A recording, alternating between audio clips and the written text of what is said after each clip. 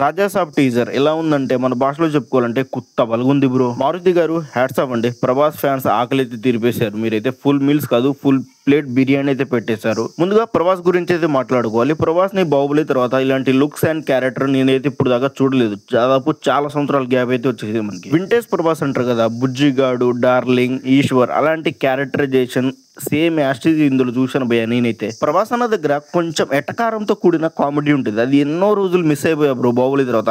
మళ్ళీ ఇప్పుడు మారుతి డైరెక్టర్ గారు దయ వల్ల మళ్ళీ ఇప్పుడు రాజేషాబ్ లో అయితే చూడడం అయితే జరిగింది. అండ్ ఈ టీజర్ లో ప్రభాస్ అన్న లుక్స్ అయితే బాగున్నాయి బ్రో, సూపర్ ఉన్నాయి. అండ్ చాలా ఎనర్జెటిక్ గా అయితే ఉన్నాడు. రెడ్ బుల్ తాగినే ఉమ్మారన్న సూపర్ ఎగ్జైట్ గా అయితే ఉన్నాడు. అండ్ ఈ టీజర్ లో కొన్ని డైలాగ్స్ విన్నారా, కొన్ని మీమ్ రిఫరెన్స్ అయితే ఉన్నాయి. ఏ ప్రభు హరిరామ్ అది ఒకటి. ఈ డైలాగ్ ప్రభాస్ అన్న నుంచి నేనైతే ఎక్స్పెక్ట్ చేయలేదు. చాలా కొత్తగా అయితే ఉంది అన్న చెప్తుంటుంటే.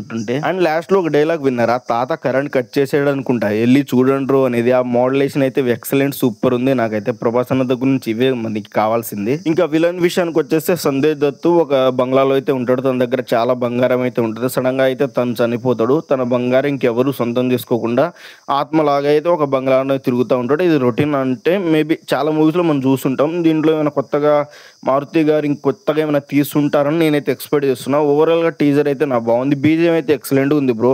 అండ్ ముగ్గురు హీరోయిన్స్ కూడా పర్వాలేదు, బాగున్నారు. తనకి వాళ్ళకి ఇచ్చిన స్క్రీన్ ప్రదేశ్లో పర్లేదు, బాగుంది. అండ్ ఓవరాల్ గా టీజర్ ఎలా ఉందంటే బాగుంది. 3.5 ఇవ్వచ్చు. 5కి రేటింగ్ వచ్చేసి. మీరే అనుకుంటున్నారు కింద కామెంట్ చేసి సబ్స్క్రైబ్ చేసుకొని సపోర్ట్ చేయండి మరి.